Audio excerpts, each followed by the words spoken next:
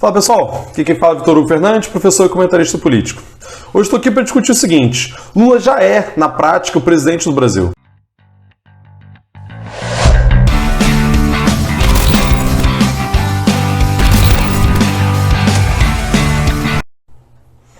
Bom pessoal, eu acho que você já deve ter reparado, né, que na prática o Lula já é o presidente do Brasil.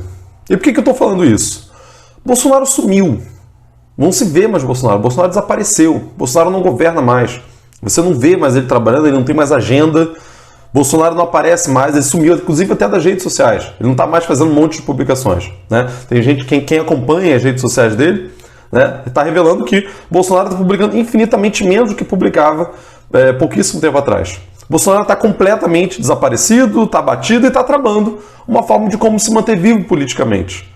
Golpe não vai ter, não tem nenhum indício de que vai ter um golpe de Estado. O Bolsonaro não tem apoio suficiente para isso, não tem elite para apoiar ele, não tem militar para apoiar ele, tem uma meia dúzia de maluco, né? Mas nada que tenha força política para dar um golpe, né?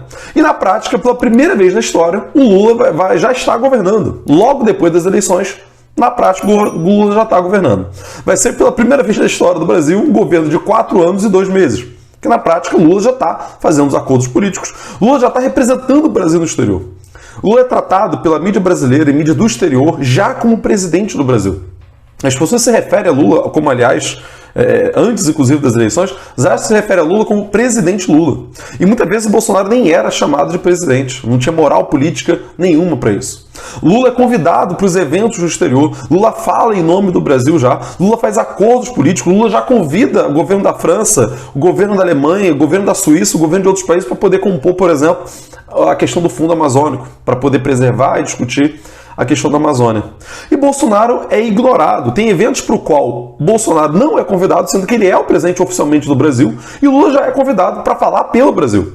Então, na prática, é como se tivesse mudado ali a regra e Bolsonaro já tivesse sido jogado para lata de lixo já não tivesse mais poder político nenhum. Só que, na verdade, não é bem assim, né? Na prática, o Lula já está exercendo o poder, o Lula já está fazendo os acordos políticos, né? Até para que, quando o governo dele começa no início de janeiro, ele já tenha como governar lidando com a desgraça que vai ser, a herança que vai ter recebido, né? Com os rombos absurdos que o Bolsonaro está deixando aí. Agora, o que o Bolsonaro está fazendo escondido nesse período todo? Será que ele está lá simplesmente triste e tramando ali o que vai fazer, pensando para onde ele vai fugir? Bolsonaro está pensando como vai se manter vivo politicamente. Primeiro, ele está preocupado com a questão de não ser preso. Isso é uma questão real para ele, né? Estão tirando tudo o passaporte italiano, se eu não me engano, para poder, né, em caso de algum problema maior, já poder fugir do Brasil. Ele e a família toda estão já providenciando, deixando esse plano B prontinho ali, caso seja preciso, né? Mas eles estão tramando em como se manter vivos politicamente.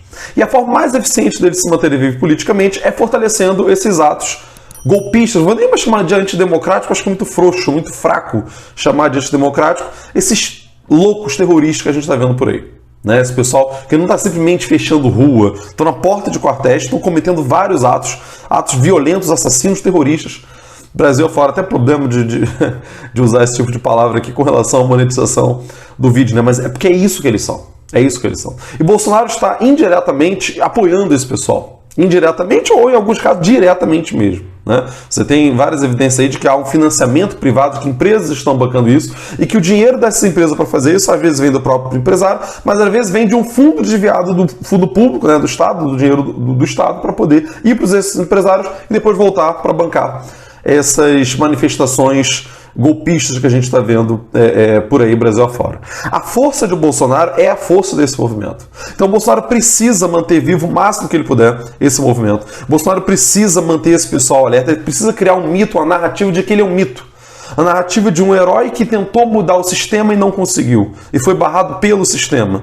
De um político honesto, um político que tentou bater de frente com o sistema, afinal de contas é um político que é antissistema, que é contra o sistema, homem militar, homem cristão, homem defensor da família, honesto, que tentou modificar as coisas e não conseguiu, pela nova ordem mundial, pelos comunistas, por esse pessoal que destruía a família, que é a narrativa que eles criam.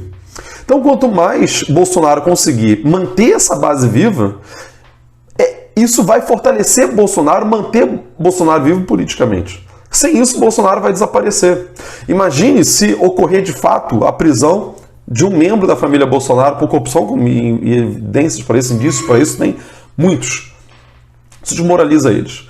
Então, Bolsonaro precisa se manter vivo politicamente até para poder negociar com o Estado brasileiro. Olha, eu falo para minhas bases pararem e saírem da porta dos quartéis, eu desisto de tentativa de golpe e vocês não me prendem. E vocês não prendem minha família. Bolsonaro pode estar agora, para ele ter o poder de fazer essa negociação, esse movimento tem que ter força.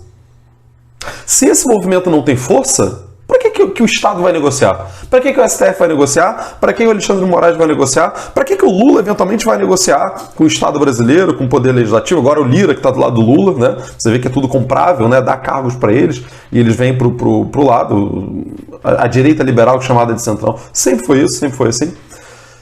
Então o Bolsonaro precisa manter essa força política dele até para ter poder de negociação. Sem poder de negociação, o Estado vai lá e prende eles.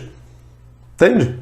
Então, Bolsonaro precisa manter essa base. Agora, como é que o Lula precisa, isso é muito importante, essa PEC, por exemplo, precisa ser aprovada agora, né? Essa PEC de transição, que garante R$600 para todo mundo, do auxílio para aqueles que recebem, os R$150 por pessoa, aumento real do salário mínimo, e políticas, né, de redução das desigualdades sociais, a questão do imposto de renda, reduzir o imposto de renda para a classe média, criar o imposto em cima dos ricos. Isso é óbvio, né, para poder bancar o rombo que vai ser criado com essas políticas que custam grana. Né. Se o governo Lula não conseguir, no primeiro, na pior das hipóteses, segundo ano, dar respostas à população, gerar empregos, isso é fundamental. Gerar emprego, reduzir a pobreza extrema no Brasil. Se o governo Lula não tiver sucesso em 1, 2 anos em resolver esse tipo de coisa, não resolver totalmente, lógico, mas em dar uma boa resposta a isso, melhorar esse tipo de coisa, a gente tem grandes chances de o bolsonarismo ter força nas eleições municipais de 2024 e votar com força em 2026. E vai ser uma porrada histórica se isso acontecer. Porque não vai ter mais o mito Lula, que também tem essa coisa mitológica aqui do nosso lado, do Lula também. Lula, provavelmente, pela idade dele, beirando 80 anos, não vai aguentar um outro governo de 2026 até 2030. Né? Aí é querer demais da idade da pessoa. Então, a gente está num momento histórico que é fundamental, a gente precisa da resposta aí e precisa ser rápido. O primeiro ano do governo Lula tem que ser bom, tem que dar respostas. Senão, a gente pode abrir brechas para um refortalecimento dessa narrativa fanática e mitológica de que o mito vai vir para resolver tudo que está aí, vai moralizar o Brasil e vai resolver todos os problemas que está aí. E esse mito, naturalmente, é sempre alguém da direita, né? Como a gente já está acostumado. Bom, pessoal, então é isso. Fico por aqui. Queria ver o que vocês acharam aí da minha análise. Comenta aqui o que vocês acharam. Quem gostou, pedir para curtir aqui, comentar o vídeo, se inscrever no canal, quem não é inscrito ainda. Ativa o sininho das notificações. Tem gente reclamando que eu não sou avisado das notificações. Você tem que interagir com o canal, né? Senão ele não vai te notificar. É a forma que o YouTube funciona agora, né? Você tem que comentar, você tem que interagir, você tem que compartilhar, senão ele não vai te notificar dos próximos vídeos. E quem quiser e puder se tornar membro do canal também, tem um botãozinho aqui embaixo onde você pode contribuir o canal para que a gente continue aqui e trabalhando. Tá ok, pessoal? Então é isso, estou aqui todas as terças, quintas e domingos, estou fazendo vídeo agora, aguardo vocês aqui. Valeu, pessoal, um abraço, até domingo.